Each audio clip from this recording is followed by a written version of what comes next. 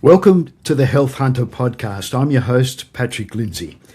Today we're joined by Dr Kafayat Lee, better known as Dr Kafa, a Melbourne-based women's health doctor with more than 20 years' experience in the UK and Australia. Dr Kafa is the founder of Arami Women's Health, and she specialises in helping women navigate perimenopause, menopause and overall well-being. She also brings a lifestyle medicine approach to her work, focusing not just on treatment, but on helping people to understand their bodies and to take control of their health. Dr. Kafa, it's wonderful to have you with us. Welcome to the Health Hunter podcast. Now, Arami, let's start there. What does Arami mean? Well, Patrick, thank you so much for having me on your podcast today and for the lovely introduction. You've spent decades exploring Australia's history and human stories, so I'm really excited to add something to this and on Health Hunter especially, which is a fantastic platform for women wanting that whole body approach to their care. To answer your question, Arami or Arami, as you would say it in the Yoruba language with the proper intonations it means my body. But for me, it means my home, because our bodies essentially are our homes. They care for us, they give us shelter, they, keep us from harm, and they give us signals, when something's going on. For me, it's a place where I want women to feel safe, understood and deeply cared for. If you walk into Arami Women's Health, I want it to feel like stepping into your friend or your auntie's living room, warm, non-judgmental, and a place where you can take a breath and tell the truth and tell everyone your true self and not feel rushed as well. Fascinating. Yeah. That's a different kind of approach in some ways to the traditional sort of surgery and doctor approach in Australia, I think anyway, and a welcome one, surely. It definitely is. One of my aims of Arami was to combine a bit of the Yoruba approach. So the Yoruba people are from southwestern Nigeria. And Nigeria is a country in West Africa. And, I grew up in Nigeria where we would spend hours storytelling. People would share their stories, their health stories. My grandmother would, her friends would sit around and talk, and you would learn about health through them. And what I've done is, looked at the Western approach. I went to university in the UK. So I've lived in the UK since my late teens, finished high school there, went to university there, met my husband there. And noticed in the NHS, the National Health System in the UK, there was very much 10-minute medicine. It wasn't enough time to hear anything, any stories. You just focused on the symptom and the patient, left the room. That did not sit well with me. And I moved to Australia for a different lifestyle. And in Australia, more flexibility, you get more time, but it's still very much a 15-minute appointment, with some doctors. And I want a different approach to that. I want people to come in and spend time with them so you actually hear the story. And maybe that sort of, unspoken story behind that. Sometimes it's in the body language, in the eye contact. Maybe they're fidgeting, or maybe they just don't look the way you notice them normally looking and chirpy, and you can call that out in the room and gently ask them a few more questions. That is such a refreshing approach, I think, because I think a lot of people feel what you felt, that it was being churned through. Not the doctor's fault in most cases either, it's just the system, and you had to try to explain a problem in that 10 minutes, and sometimes it's impossible, isn't it? It really is. It's a very hard thing to do. I feel for all doctors out there, especially GPs, because I'm a GP, when you're in that room and somebody comes in asking you a question and their time pressures, it's very hard within the current Medicare system that we have to provide good quality care, that is, easily accessible, but keeps a practice financially viable. A lot of doctors will, spend 15 minutes with the patient, and, sometimes people want to talk to you about more than one issue in that 15 minutes. And that's not enough time. I'm essentially, from time always been that doctor that would run behind. My patients know me very well in a normal GP clinic, and I'm always apologizing. But you know what? What's really kind is my patients will go, "You spent that extra time with me before, so I'm happy for you to do it with someone else." And and that was the start of me going, "Well, you know what? People are happy for me to spend that time. Why don't I make that time?" And that's where RME has come in. Did your heritage with the sort of Yoruba people, did that play into this in a way, do you feel? Very much so. As I mentioned before, we're very much storytellers, but Yoruba women are raised to be organizers and the quiet backbone of family and community. And part of that is that we sit when you come to our homes, we listen, we feed you. If you have a Nigerian friend, Nigerians in general, and definitely Yoruba people, we feed you and we give you the gift of time and space before you go back out into the world. And that very much feeds into how I like to practice medicine. I like to practice what they call slow medicine: slow, steady, listen. And when patients leave my room, I hope they leave there feeling like somebody has truly understood them that day. What prompted you to take up medicine to start with and study medicine in the first place? So, from a young age, I'd been exposed to the medical world. I had a brother that was very unwell when I was little. I remember being in hospital with him when I was, under the age of 5, with my parents, and being given the operation game. I don't know if you remember that game. And the doctors there were so kind to me, and I remember going to my Mummy, I want to be a doctor when I grow up. And I knew I wanted to be a doctor from a very young age. And Wow. so I worked towards it, very hard in high school to try and get those grades. And I was very lucky that, my family were very supportive, as they are Nigerian families. It's very typical. You're either a doctor, a lawyer, an engineer, or, an accountant or a professor. And so my family were very proud. The first doctor in my immediate family. Oh, Everybody else is in, banking or architecture. So that was very much the way I wanted to do what I wanted to do. And I trained as a doctor in the UK, as I said before. But part of my journey was that I'd always been that friend that people would come to where they were feeling overwhelmed and wanting to sit through them and talk through what was going on. And so very naturally, I fell into being a general practitioner. I love hearing people's stories. That's what I love about my job is I get to know the whole person. And so, yeah, that's how I became a doctor. that holistic approach is deeply intertwined in your practice, isn't it?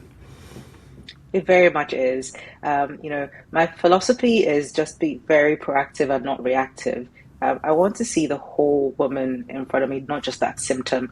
Growing up Yoruba, being British trained, and now practicing in Australia, I have all three worlds, which I get a bit of something from all the time. I can just see how easily women's stories get squeezed into 10-minute appointments, and that's not the way it should be. It should be time spent, and you will get a lot more out of that consultation as a patient, but as your doctor as well. There's a sense of fulfillment that I've done a good job on that day. Tell us about that. I love that phrase you had in one of your bios, health across the lifespan. That's also a holistic approach to medicine too, isn't it? It very much is. Most of the things that we do when we are younger will dictate what our bodies are doing when we're older. We don't know it because when you're younger, you're having fun with your friends, you're going out, you're not sleeping, you're not eating properly, you're doing high powered, high stressful jobs. Sometimes people doing multiple jobs. I have a lot of people doing multiple jobs. There's so many women out there that are fantastic entrepreneurs or just doing multiple jobs to keep, their families going. But you don't realize that when you look at lifestyle medicine and the pillars of lifestyle medicine, we're looking at sort of stress, community, avoiding of harmful substances, sleep, all those things. Now we are now finding out are, leaders as causes of things like cancers, heart disease, and you don't realize that when you're doing that in your teens, your 20s, that, in another 10 to 20 years' time, if you continue to have those behaviors, like it's going to show up somehow in your body. And so my aim is to start early I have patients that range from their teens to patients into their 70s, 80s, and onwards. And we're talking quite early about prevention. The beauty of nowadays is that on social media, there's a lot out there about lifestyle and wellness. I want to make sure I'm giving people what's evidence based and start early going, look, you know what, you say maybe you drink a bit too much, should we talk a bit about it and see if there's something I can do to help? Is it stress related? Is that why this is happening? And then we have a good conversation about it if you want to have that conversation about it. In the movies that they talk about the backstory, that's what you're getting at each time with each patient, isn't it? You want to know their backstory. Oh, very definitely. People have got such interesting, different lives, and they bring something, to every single consultation I have with them. It is just, it's such an honor to sit down with somebody that shares something about themselves with you. Every time I'm in that room, and somebody shares something that's, deeply personal, sometimes I make it a point to go to them. Thank you so much for sharing this with me, because it takes a lot to share. And those stories are you suddenly go, oh, that clicks. This is why this person has said this, and this is what's going on. But also, I learn really cool things from my patients. They will come in going, I have researched this. This is what's happened. I'm like, great, let's talk about this, because there's so much out there. There's so much information. I can't possibly know everything, and sometimes that leads me into learning even more. That's a great approach. I can see how I love the sort of detective sort of approach to it as well, because you're seeking clues all the time, aren't you? I definitely am. I don't know if you saw House MD with Hugh Laurie years Loved ago. it. Loved Favorite it. show. Favorite show. Absolutely loved it. Yeah. Yeah, well, that was that. I get that, and have never really quite understood how you can compartmentalise as we've been forced into in so much of this system. When as you get older, how much is interwoven and how much affects other things. That you need someone who's got this overview, which you're seeking all the time. Yeah, very much so. The system is very much about come on in and do your 15 minutes and well you can have a care plan for this. And I think look the care plans come in to help you set things in place for other health professionals to help. And I'm very much a team player. I cannot know everything. I do not know everything, and I'm not an expert in everything. And so I will bring my specialist colleagues in and my allied health colleagues in, and health coaches in. Recently I've just finished a health coaching course because I went, look, I want another way of communicating with my patients. You've learned your communication skills and you honed them. I was like, look, health coaching is a good thing. Let's teach them how to, how to help themselves in a very nice, non-judgmental, easy way, which always is in my room. But I was like, let's just get that extra bit of a skill. And I think it's important to do that. That's all intertwined. Talk to everybody in the team and your patient. Your patient wants to know that you are talking to their cardiologist, you're talking to their exercise physiologist, their dietitian. You might not have met each other in person, but you know each other and have got to know each other. You get to know how each other works. Your patients really rely on you for a good referral system to the people that will work for them. And not everybody you work with will gel with them, but if you have a bank of really good people, they will find the person that's part of their team and their community. Wonderful. Yeah, that's true. What advice would you give to women who are yet to start focusing on a kind of preventative approach to their health?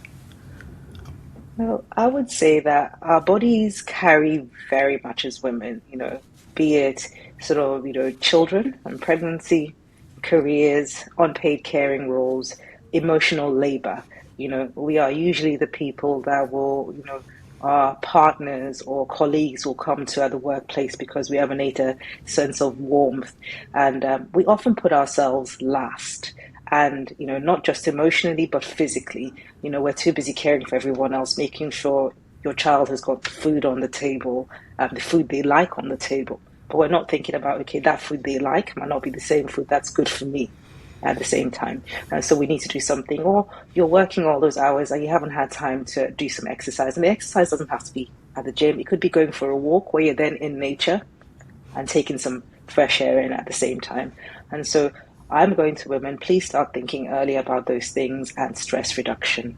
very importantly. It makes a huge difference. It just means that you're doing one thing, and it doesn't have to be a big thing. It can be something very small. 5 minutes for yourself could be that difference in your stress levels that will make your body react a bit better and a bit smoother in the future.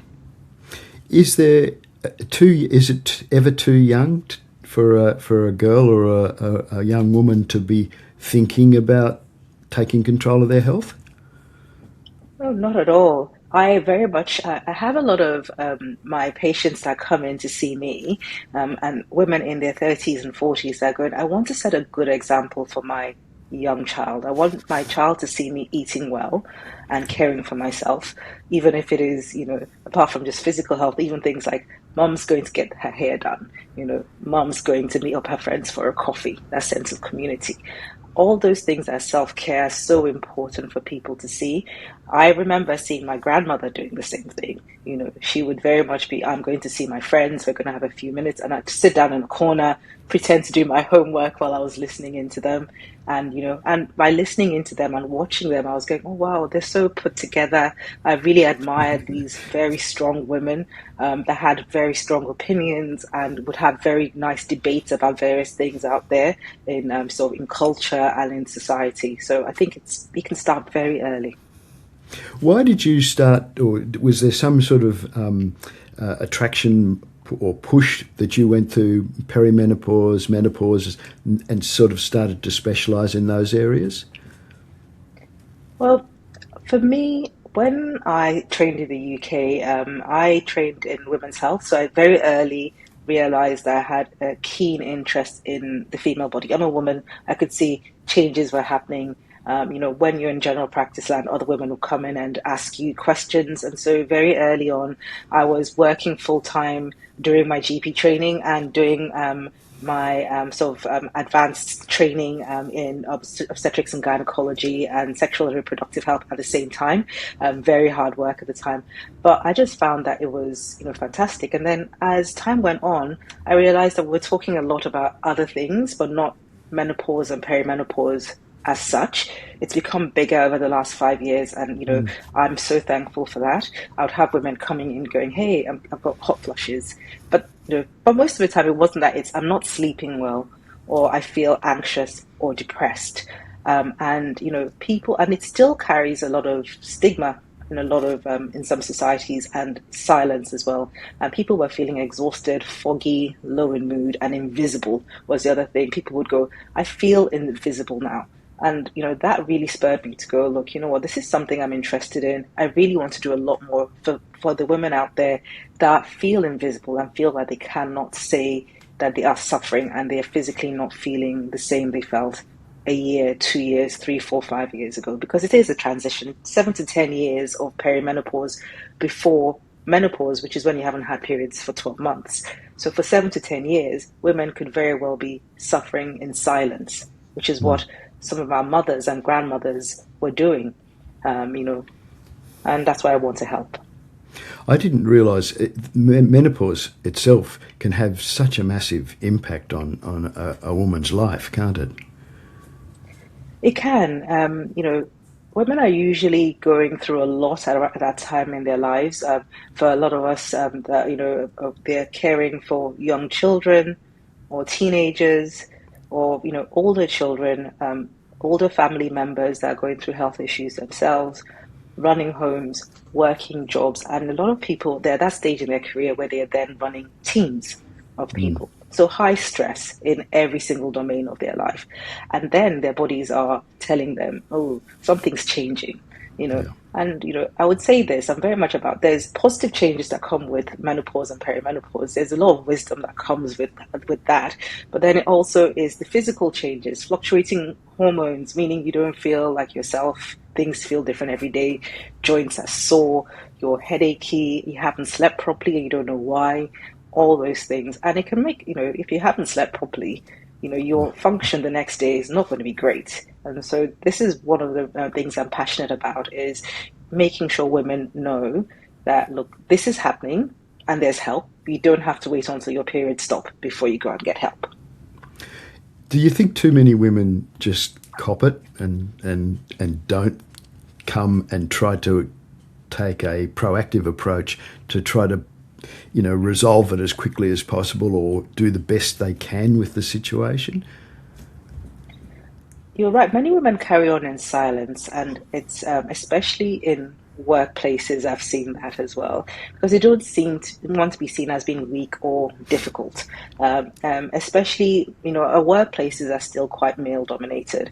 And so I feel like a lot of women do that because they feel like there's something wrong with them. And they don't want to show that there is an issue. And I do feel like, especially in the workplace, flexible workplace policies, and up to date sort of information out there, getting somebody into a workplace to talk to everyone about perimenopause and menopause so they can understand that if their colleague looks like they're not, performing to their best ability, or they just don't look like themselves. They give them the space and the support they need, but also let them be able to go for those appointments. Because at our army, for our new patients, it's a 60-minute appointment. It invariably goes up to 90 minutes for some of my patients, that need that 90 minutes, and half an hour, minimum for a follow-up appointment. And so you need that time away from work and time to travel to the appointment and back from the appointment to go to work if you need to take time off in your work day. So it's quite important that's supported there. But also supporting for those that can't travel. Telehealth have rooms where people can go into and have their health appointments. I offer telehealth Australia-wide for my sort of patients so that they can access the care they need if they can't get away from work or from home that easily because they're caring for other people too. Is medicine making breakthroughs in perimenopause and menopause that women perhaps out there don't realise? I think medicine is starting to make breakthroughs in perimenopause and menopause. The WHI study in the early sort of 2000s really, put us back quite a lot. There were good things about the study, and there were some things about the study that were blown up to be a lot worse than they were. But if you go down into the data, and so I think now it's almost like we've been given permission to now research more. So places like the MAPRC in Melbourne, that does a lot of research into mental health and women in women's health are doing a lot of work. There are different organizations all over the world, the Australasian Menopause Society, the IMS, and a few other places that are doing a lot of work and research in that area. We still don't have enough.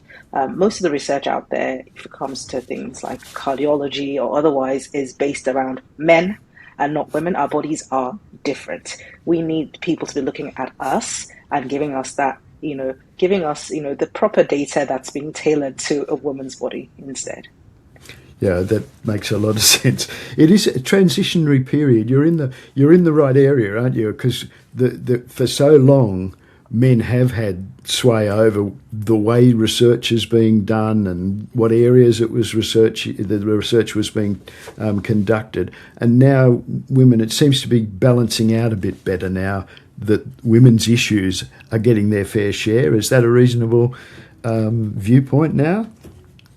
I think it's starting to balance out, but it's not quite yet balanced. I think there's a lot more funding that needs to go in, and a lot more people need to, put their hands up when those researchers are coming out to ask for volunteers. I think one of the things that would be good is if we could get more of the organisations given a platform to ask for women to volunteer, from everything from looking at exercise in midlife. I know that there was a study that was happening recently here in Melbourne on that, and I feel like there's a lot that could be still done about that. And eventually, hopefully, we have the same amount of research for everyone, and we're able to, tailor everything to that particular gender or person.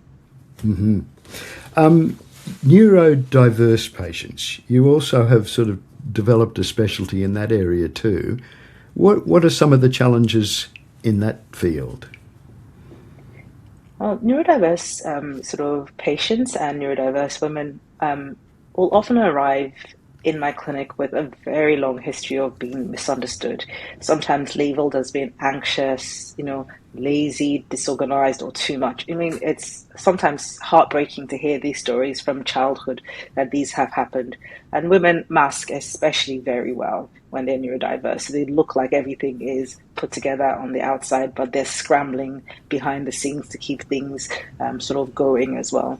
And, the medical system can be overwhelming for them, bright lights, time pressure. If 10 minutes is not enough for somebody that's not sort of neurodiverse, how would it be for somebody that's neurodiverse that needs, time and things explained and, and summarized for them? There's lots of verbal information, and sometimes, that sense of judgment, sometimes from, health professionals that they go and see. And so this is why my approach is to offer the opposite around me, a calmer environment, permission to be themselves, structure, but I also accommodate them with summaries, step-by-step plans, and and communication as well. They're allowed to email me after the consultation, after they get their summary, and ask further questions. I'm very happy to do that, because I think if you don't understand something or it's not quite clear, and even though I break down medical jargon in every single consultation I'm in, sometimes you have to break it down even further and do things in small little chunks so that, they have time to digest that information, and then they can come back with more questions and you give them more information. And that's what a good consultation should be like, and a good doctor-patient relationship should be like. What about AI in your practice? What sort of impact is that having? Oh, massive impact in my practice. I use AI to help me take my notes with permission from my patients. It means that I can sit down and discuss this with them, everything with them, and we just have free-flowing chat. And then afterwards, it's taken my notes for me, and it's to my own specific template. It makes those notes up. I look through them, make sure they're accurate, and then I then send a summary for what we've discussed, usually before the end of the day, which is something that would have been impossible for me to do for all the patients I see prior to this. So I really use it as a tool. It doesn't diagnose the patients, it can't. Okay, that's what you need your doctor for. But what it does is that it makes me a much more effective doctor in terms of communication with my patients. And I feel like it's given me time back in my own life as well, because I would frequently be working, 3, 4, 5 hours after work. And this is something a lot of women doctors do out there. We see the more complex patients, and, and we will then end up having to do all that paperwork, the care plans and everything after working our own hours, after trying to make sure everyone's good at home. It works well. But, you use it as a tool. It's not going to diagnose. It's really, we've got some good AI programs out there that are medically rated for privacy. I only use it if the patient allows me to. I always ask their permission, and most people are happy to. They're now used to me using it in practice. Yeah. It makes lots of... as I've been listening to you, I've been thinking, you must work so many hours in a normal day. So I see AI maybe can help a little bit in managing your... How many hours would you work on a normal day? Oh, yeah, look, it really depends on the day. I usually try and limit my patient-facing hours to about 7 to 8 hours. Usually it's 6 to 7 hours on an average working day. And then I would probably do another couple of hours with AI of extra work after I finish work on that day. And then as with any doctor's day, you've done that with yourself, because I send summaries. So that's that extra hour, getting the summary and checking it over, making sure everything's okay. And then, you got your results to go through and letters and things like that. So, I could easily be working, 9, 10 hours a day some days. And before the advent of AI, I distinctly recall working, sometimes 14, 15-hour days and still typing late at night, trying to get everything out to the, patients I'm seeing. But, it's long hours, but, I enjoy what I do. And so, this for me has been a good tool to make sure what I'm doing, I can do it even better. Dr. Kaffa, you've got to look after yourself as well, don't forget. Oh, I definitely do. Exercise is very much one of the things I'm big on. And I've just when I have a break from work, I'm exercising. I'm looking at what I can do to de-stress. I'm not perfect, but I try and take care of myself. And it's one of those things that I want to make sure that I'm trying to set an example for the patients I'm seeing. So that when they ask me, "Hey, do you exercise?" I can go, "Yes, I do." Do you eat well? I can say, "Yes, I do," most of the time, as well. That's fair. That's fair. Tell us a little more of the lifestyle medicine. I didn't know there was a special certification for that. What is that, and how do you put that into practice? So, lifestyle medicine is not new, actually. It's been around for a while in the US and internationally, and then in Australia as well. And the reason why I fell into that is because very naturally I realized that during my consultation, what I was asking about was stress. And, we're always encouraged to ask as GPs, how much are you drinking? Are you smoking? Are you using other harmful substances? And then one of the things that kept on coming up was sleep. And I was at a conference pre-COVID, and they had a stand there, the ASLM, Australasian Society of Lifestyle Medicine. And I went there and I went, "Oh, this sounds like what I'm really, really interested in. I'm already doing some of this, but how can I do this even better?" And so I realized there was a board certification exam. You would do it an international board certification exam, which at the time was dual accredited with the ASLM. And so I sat that exam, 2.5 years ago, I would say now. And at that time, it very much brings in a health coaching aspect into it. You're looking at the patient sort of, as a whole. You're looking at where they are on the sort of cycle of change, and you're adapting to it because you don't want to push too much if somebody isn't quite ready to make those changes, but you want to let them know that you're there if they want to make that change. And so, yeah, I studied very hard and sat the exam. It was, life changing for me in that, I very much bring that into the consultations I'm doing at Arami. Because I would look at everybody. I'll be asking all those questions, be it from the form you fill before you come in to see me, your new patient forms. I've collected some of that data, and I'm looking at all of that as time goes on. And then we then make a plan as time goes on, and I try and do one thing at a time, so you're not feeling overwhelmed, in the summaries that we're doing, and come back to have we done this that we discussed at that first consultation when you come back for your reviews to make sure that we've looked at you as a whole. If we try to summarize your whole approach, it's proactive and preventative is your main sort of driving force, if you like. Is that a fair summary? If you were to explain to someone who's never seen Arami or met you, how would you summarize the kind of medicine that you're hoping to offer? So my medicine is very much proactive and not reactive. You're right to say that, especially. It's genuine and non-judgmental medicine. Um, you know, um, I want to check your understanding. I see myself as your co-pilot. I sit with you on your journey of self-discovery, helping you interpret your brain, your body, and your environment. And then I try and advocate for you in a system which for some of my patients, especially for my neurodiverse patients, a system that wasn't designed with them in mind. And so that's how I want everybody to think about Arami. You come in, you spend the time you need. You can be at home, you know, in your bedroom, having your consultation with me for that 60 minutes, which you've carved out for your time as my new patient, or for the 30 to 45 minutes as my review patient. Or you can be in the office with me, discussing these things with me. And I will always give you time and follow you up. And that's how I want people to see Arami as their safe space to talk about themselves. Thank you. Dr. Kaffa, it's wonderful chatting to you. You're changing lives. It's a wonderful thing.